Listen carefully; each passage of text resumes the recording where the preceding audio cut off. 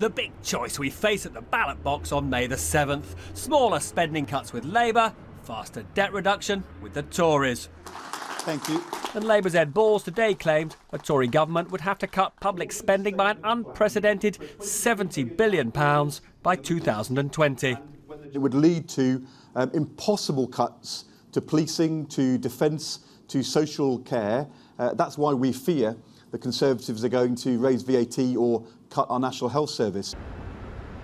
When this government took office in 2010, the public finances were in an ambulance heading for intensive care. Now, they have been mended a bit since then, but all the main political parties agree that as a nation, we're still borrowing too much. And that's why this is largely an argument about what we can afford to spend on public services, and especially, perhaps, what we can spend on the health service.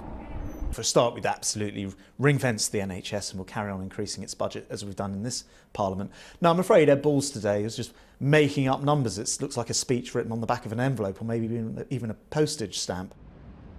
Ed Balls' £70 billion figure for Tory spending cuts doesn't include their planned welfare savings and crackdown on tax avoidance, which could knock the cuts to nearer £50 billion. And the cuts would be reduced to around £25 billion if in next week's budget the Chancellor would have dropped plans to generate a huge surplus by 2020. Wherever we end up, the Conservatives are clearly planning very significant spending cuts after the next election. The numbers they use and the numbers Labour use are different, partly because Labour's looking further through the Parliament, partly because they are saying Conservatives are looking for a £20 billion or so surplus by the end of the Parliament, which may not happen. Partly depends how you count some of the tax cuts that the Conservatives appear to be planning. As for the Liberal Democrats, for the past 5 years they've been joined at the budgetary hip to the Tories in the coalition, but are now breaking free. We'll borrow less than Labour and we'll cut less than the Conservatives.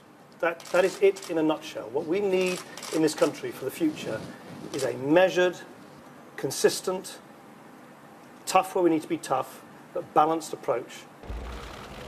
Whatever George Osborne does in next week's budget, there will remain a £25 billion austerity difference between Labour and the Tories because Labour's so-called fiscal rule is less onerous than the Tories, committing it only to balance the current budget excluding spending on investment.